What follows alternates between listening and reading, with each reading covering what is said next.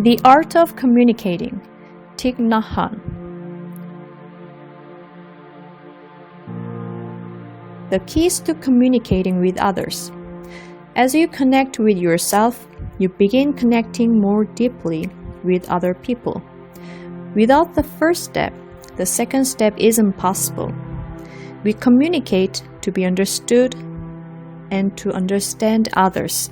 There are two keys to effective and true communication. The first is deep listening. The second is loving speech. Deep listening and loving speech are the best instruments I know for establishing and restoring communication with others and relieving suffering. Love is born from understanding. Listening deeply and compassionately, you begin to understand the other person more fully, and love is nourished. The foundation of love is understanding, and that means, first of all, understanding suffering. Each of us is hungry for understanding. If you really want to love someone and make him or her happy, you have to understand that person's suffering. With understanding, your love will deepen and become true love. I define happiness as the capacity to understand and to love, because without understanding and love, no happiness could be possible. We don't have enough understanding and love, which is why we suffer so much. That is what we are thirsting for. When you speak, you try to tell others the truth about your suffering and their suffering. This is loving speech. You speak in a way that helps others recognize the suffering inside themselves and in you. We have to be skillful. The one who speaks has to be very mindful, using words in a way that can help the listener not be caught in wrong perceptions. The words we say are nourishment.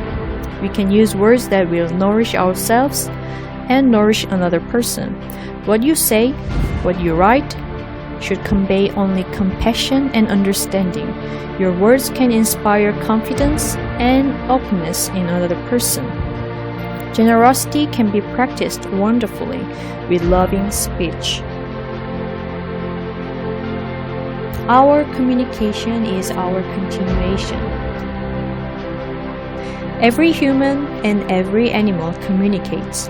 We typically think of communication as the words we use when we speak or write, but our body language, our facial expressions, our tone of voice, our physical actions, and even our thoughts are ways of communicating.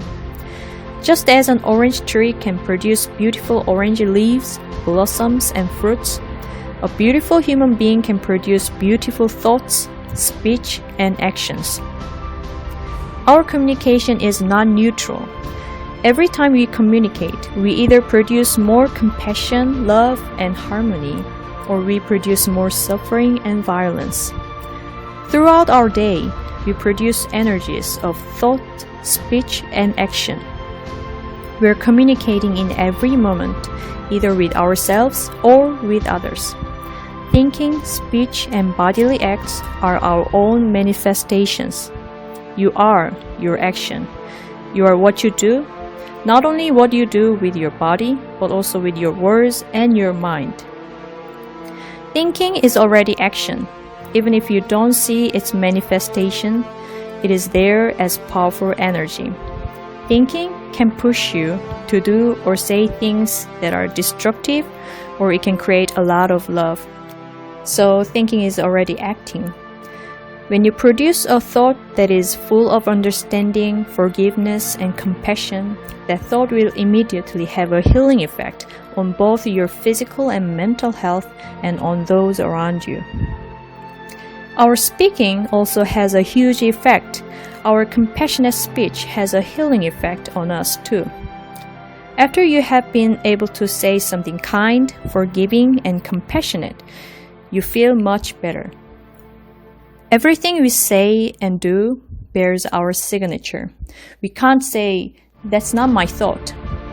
We are responsible for our own communication.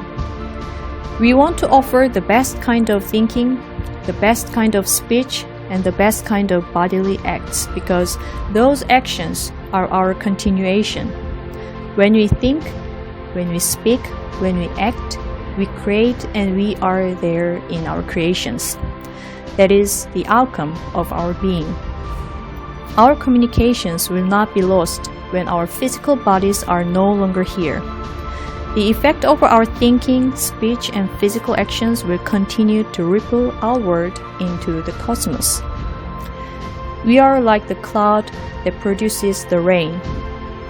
Through the rain, the cloud continues to affect the crops, the trees, and the rivers, even after the cloud is no longer floating there in the sky. When this body disintegrates, your words, thoughts, and physical actions continue to have an effect. Our thoughts, speech, and actions are our real continuation. According to this practice, it's possible to continue beautifully into the future.